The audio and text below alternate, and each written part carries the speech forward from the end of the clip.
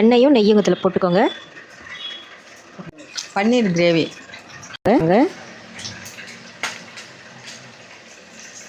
இது மாதிரி கோல்டன் ப்ரௌனில் வரணும் இல்லைம்மா?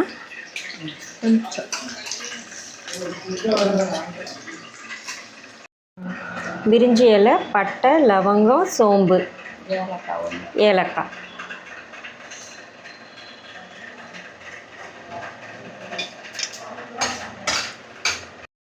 மூணு வெங்காயம், ஒரு சின்ன துண்டு இஞ்சி, கொஞ்சம் பூண்டு அது போட்டு அரைச்சி வச்சுருக்கேன். கிரைண்ட் பண்ணி வச்சுருக்கீங்களா?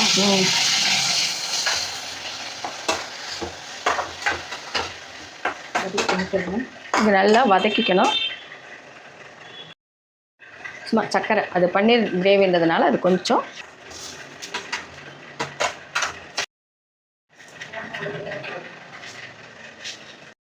நான் இது சின்ன தக்காளி அதனால நான் ஒரு 6 தக்காளி போட்டு அரைச்சி வச்சுருக்கேன்.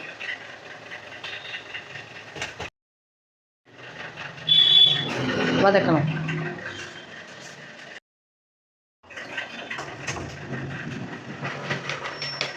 சும்மா ஒரு 1/4 ஸ்பூன் மஞ்சள்தூள்,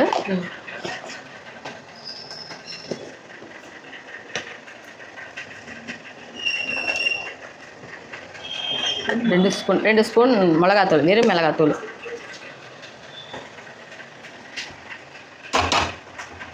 போட்டு தேவையான அளவு இந்த நம்ம அரைச்சோம் இல்லையா அந்த மிக்சியை கழுவியே ஊற்றிக்கலாம், தனியாக ஆட் பண்ணிக்கலாம்.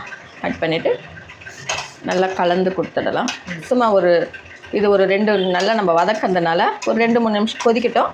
அதுக்கப்புறம் அந்த தேங்காயை ஊற்றி கொஞ்சம் கொதிக்க விடலாம். 1 ஸ்பூன் தேங்காய் திருவல், ஒரு 4 முந்திரி பருப்பு, ஒரு பட்டை, ஒரு லவங்கம், ஒரு ஏலக்காய் போட்டு நைஸாக அரைச்சி வச்சுருக்கேன். இது நல்லா வதங்கந்தோம் அதை ஊற்றிடலாம். இந்த அரைச்சதை தேங்காய், முந்திரி, பட்டை 1, லவங்கம் 1, சோம்பு ஒரு 1/2 ஸ்பூன், அவ்வளோதான். குழம்பு கொச்சிடுச்சு.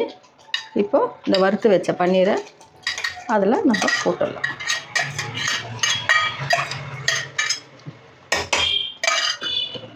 போட்டுட்டு அவ்வளோதான். இது கொதிக்கக்கூடாது ரொம்ப நேரம், போதும். ஆஃப் பண்ணிடலாம்.